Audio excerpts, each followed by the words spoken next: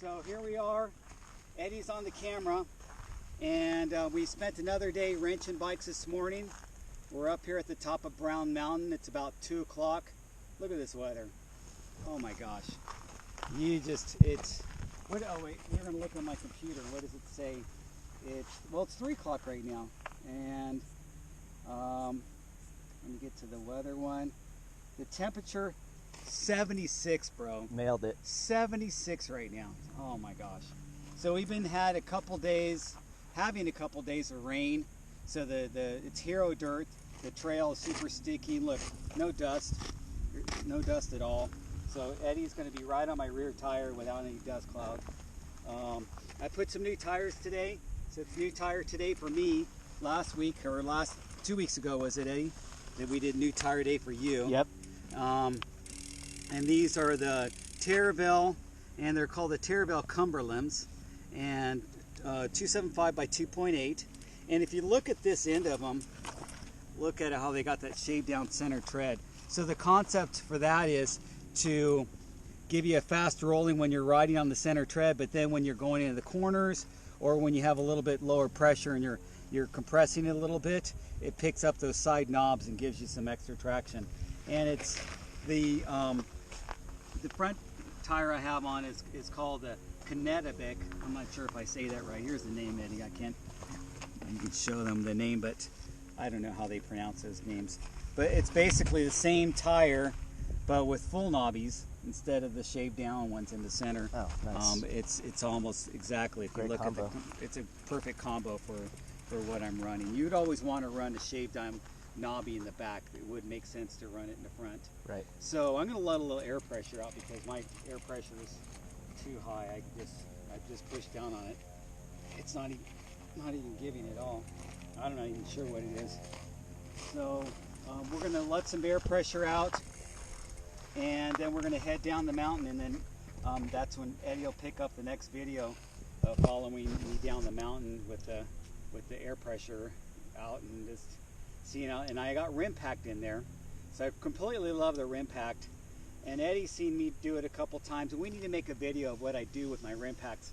So I carve out the inner channel and make more of a airspace in there, and it lightens it up a little bit.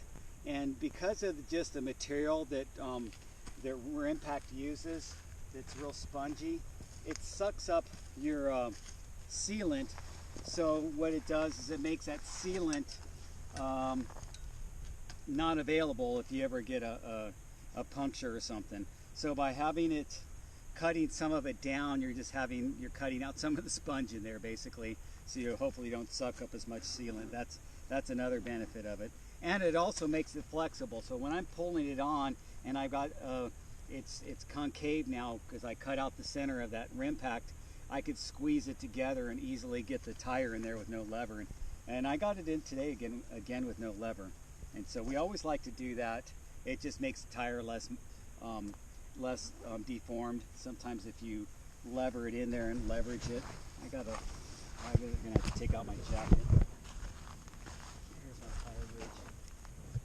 We always carry all our stuff, right, Eddie? Have everything packed and ready to go and be self-sufficient. Ready for any situation. He's got a really nice toe peak pressure gauge. Mine is called it's SKS air checker, but they're digital. I think digital is the way to go. The only problem with digital is that you do have a chance of running out your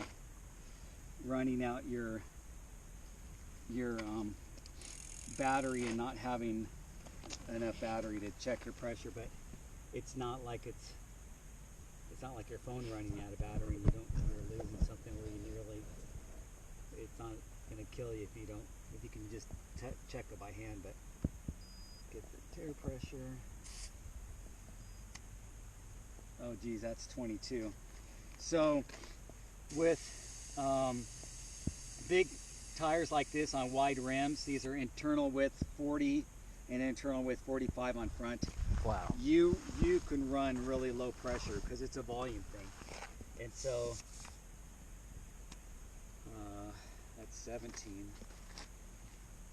I can go lower than that. And then I have a volume spacer in there because of the rim pact, and so that's going to allow me to run even lower air pressure, or it's going to feel a little bit it's going to feel higher pressure when it's at lower pressure because it's taken away some of the volume. That's pretty good. Let me see what that's it